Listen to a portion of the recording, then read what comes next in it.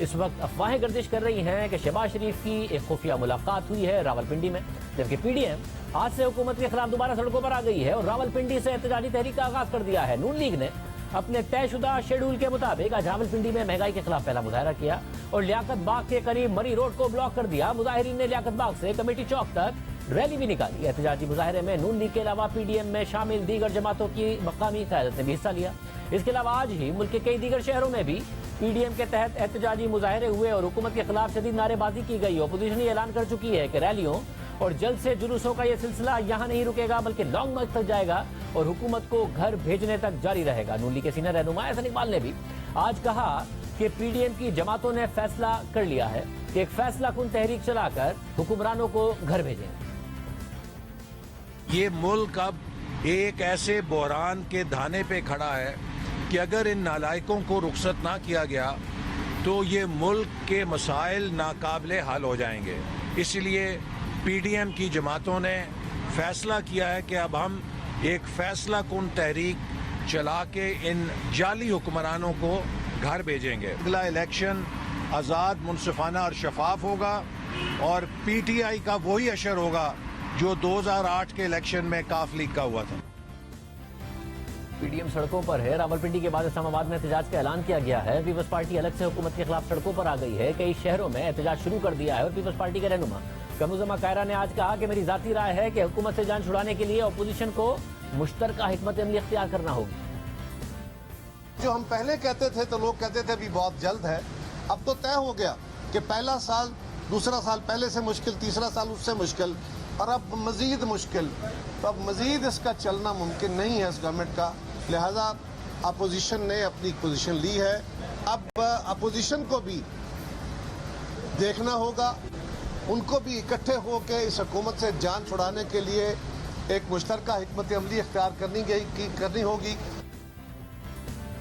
हुकूमत पर दबाव बढ़ा रही है। हुकूमत को घर भेजने के दावे किए जा रहे हैं, मगर हुकूमत को लगता है कि वो 5 साल पूरे करेगी। इलेक्शन अपने मुकर्ररा वक्त पर होंगे।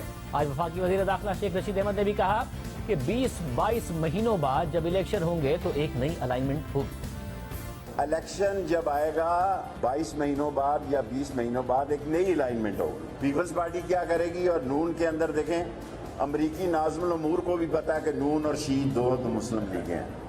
जो मैं कहता था वो अमरीकी नाज़िमुल उमूर को भी पता है कि नून और शीन दो लीगें हैं। सो एक ही महल्ले और एक ही इलाके में दोनों लीगों से वो अलग-अलग मिली हैं। इलेक्शन से पहले तीसरी वजूद में आ जाएगी। अल्टीमेटली इस मुल्क को इलेक्शन की तरफ जाना है और इलेक्शन के पहले अगर कोई ये दंगा फसाद करेंगे तो अपने लिए बुरा करेंगे, ये अपने लिए सियासी गड़ा खोदेंगे।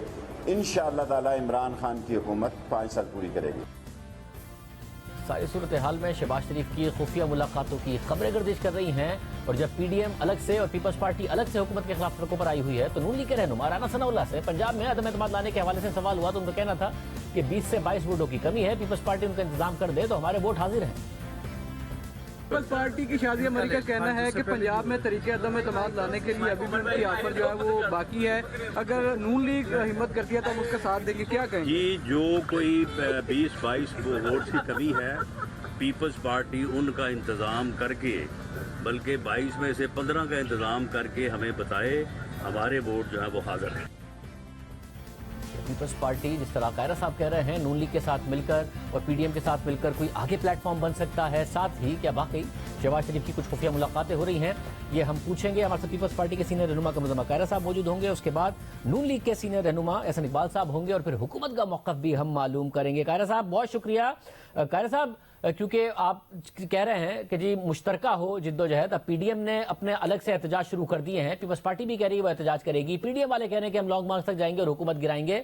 लग नहीं रहा है कि वो किसी भी तौर पर आपके साथ मिलकर एहतजाज करने की का सोच रहे हैं और वो अदम एतमाद के हवाले से भी कह रहे हैं जो 20-22 बंदे कम बनते हैं आप बता दें एमपीएस, बाकी हमारे हाजिर हैं, ले आएंगे बुज़दार साहब के खिलाफ अदम एतमाद।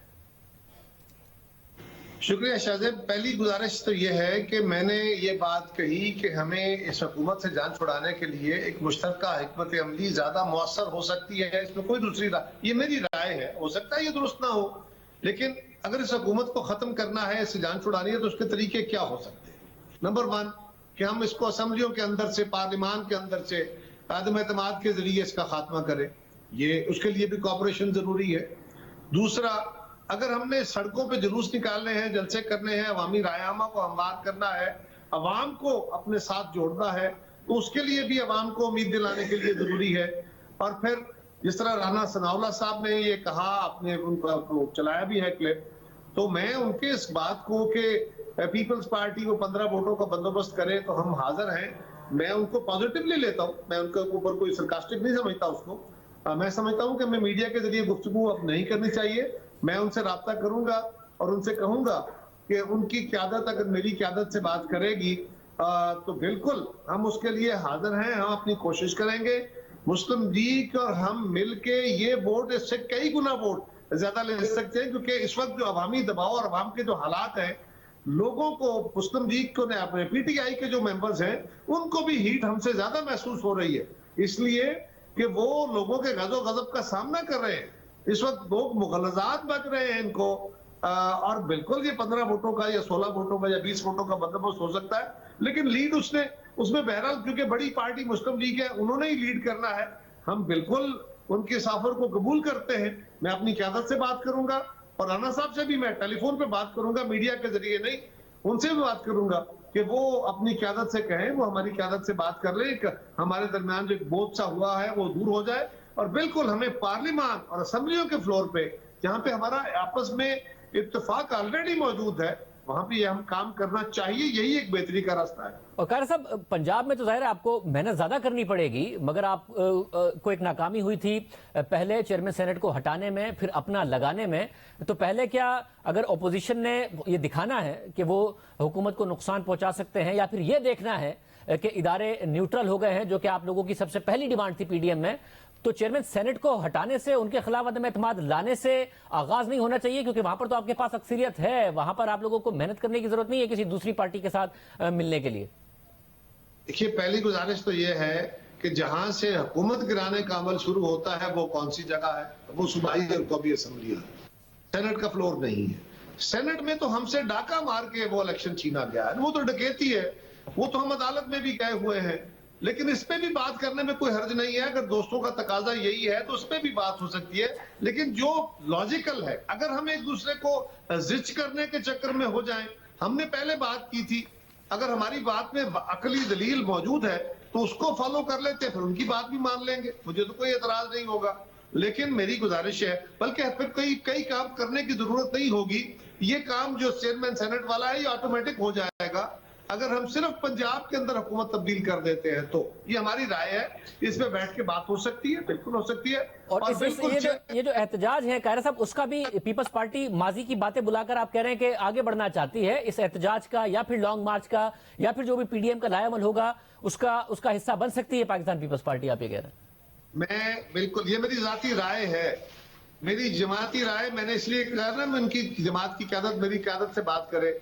लेकिन शाहजेब साहब, पीपल्स पार्टी किसी मौके पे भी पाकिस्तान के अंदर आईनी हुक्मरानी के लिए, अवाम के हुकूक के लिए कभी पीछे नहीं रही। आज भी हमारे साथ जिस तरह का हद तक आमेज रवैया अख्तियार किया गया, उसमें एहतजाजनामा लागू हुए थे। और हमने फिर भी कहा था कि अगर पीडीएम के अंदर भी, अब पीडीएम तो नहीं है लेकिन उसको अगर रिवाइव करना है तो जो गलती की गई उसके लिए माजरत की जाए और एएनपी को राजी किया जाए। तो पीपल्स पार्टी आज भी उस तहरीक में आगे लग के, पीछे लग के नहीं, हम आगे लग के, हम मार खाने को, जेलें जाने को, हर काम करने को तैयार होंगे। लेकिन हम हुकूमत के हर तशद्दुद का पहले भी मुकाबला करते रहे, अब भी करेंगे। लेकिन एक जो शख्सी इज्जत है, जो जमात की अपनी अना है, उसका एहतराम बहरहाल जरूरी है। और उसके लिए पीपल्स पार्टी ने एक सिंपल बात कही थी कि लेकिन आज तो सूरत हाल ही बदल गई। जिस बात पे हमें शोकाज किया गया वो गलत किया गया, वो ये था कि जी आपने 3 वोट बलोचिस्तान अवामी पार्टी के लिए, leader of the opposition senate के लिए, हालांकि ये हकीकत के खिलाफ बात है, हमने उन वोटों की बदौलत लीडर ऑफ द अपोजिशन नहीं ली। मगर हमारे पास कैसे इसमें, क्योंकि बहुत ज्यादा डिबेट हो गई। अगर मुझे एक आखिरी बात जरा, एक आखिरी, उन 3 वोटों की बदौलत हमें वो चेयरमैन अपने अपोजिशनशिप नहीं मिली, लीडरशिप। लेकिन आज बलोचिस्तान के अंदर, उसी बलोचिस्तान अवामी पार्टी के साथ साबका पीडीएम की कई जमातें, जिसमें मौलाना फजलुर रहमान साहब की जमात भी शामिल है, वो उसमें अदम एतमाद में भी शामिल है। और अदम एतमाद, एक पे अदम एतमाद होता है, दूसरे पे एतमाद भी होता है, तो वो नई हुकूमत बनाने वालों में भी शामिल है। वहां उनके लिए हलाल है, उनके लिए कल हराम। खैर साहब, ये जो कुछ बलूचिस्तान में हो रहा है, या फिर जाहिर है जो एक DGISI की अपॉइंटमेंट के हवाले से एक तनाज़े का तासुर आया या मिसअंडरस्टैंडिंग का तासुर आया, क्या अपोजिशन इसी वैक्यूम में जगह ढूंढ रही है कि किसी भी तरीके से हुकूमत को गिराया जाए? आपको नहीं लगता अनाउंसमेंट हो जाएगी, ताल्लुकात खराबी का जो एक तासुर है वो भी जायल हो जाएगा और अपोजिशन जिस तरह पिछले साल नाकाम हुई थी उसी तरीके से नाकाम हो जाएगी? आपको नहीं लगता ये बहुत ही एक टेम्पररी नजर आ रहा है अपोजिशन को? बात आप महंगाई की जरूर कर रहे हैं मगर पिछले साल भी की थी, बात बुरे मुआशी हालात की कर रहे हैं मगर पिछले साल भी की थी, और नतीजा मगर पिछले साल वाला ही होगा। देखिए, पहली गुजारिश तो यह है कि अगर पिछले साल हालात थे तो अपोजिशन को उन पे खराब हालात पे बात करनी चाहिए थी। अगर पिछले साल उन्होंने एडमिनिस्ट्रेटिव फेलियर्स किए थे तो उस पर बात करनी चाहिए थी। वो कामयाब नहीं हो सकी, अलग बात है। आज अगर उससे और बड़ी खराबियां की गई है एडमिनिस्ट्रेटिव भी और महंगाई के हवाले से भी, तो क्या अपोजिशन को खामोश होना चाहिए कि पिछले साल हम फेल हो गए, अब नहीं बोलना चाहिए? अब ये कामयाब होंगे नहीं होंगे ये अलग बात है, लेकिन एक उनकी जिम्मेदारी है वो कौम के सामने अपना नुक्ता नजर रखें, वो अवाम को बताएं कि हालात क्या है और अवाम को इकट्ठ करें, अवाम का दबाव खड़ा करें।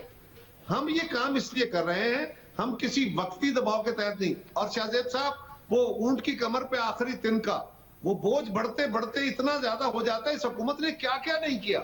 ये बात दुरुस्त है कि महंगाई बहुत दिनों से हो रही है, कई सालों से हो रही है, लेकिन अवाम का पेशेंस लेवल बर्दाश्त करते करते अब फट गया। इसी तरह एडमिनिस्ट्रेटिव फेलियर को एक नहीं है, वो आर्मी चीफ की एक्सटेंशन से लेके जो इलेक्शन कमीशन के मेंबरान का चुनाव था उस तक, उसके बाद जो इलेक्शन चीफ इलेक्शन कमिश्नर के साथ लड़ाई है, फिर नैब के साथ जो कुछ किया गया, और अब ये जो किया गया है, ये तो इदारा जाती फेलियर है, इदारा जाती लड़ाइयां हैं। इसके ऊपर अपोजिशन आज नहीं बोलेगी तो कब बोलेगी? और इसके साथ जो आखिरी जो महंगाई का आखिरी वार किया है हुकूमत ने और मजीद होने वाले हैं, उसके ऊपर अगर हम चीखे नहीं तो क्या करें?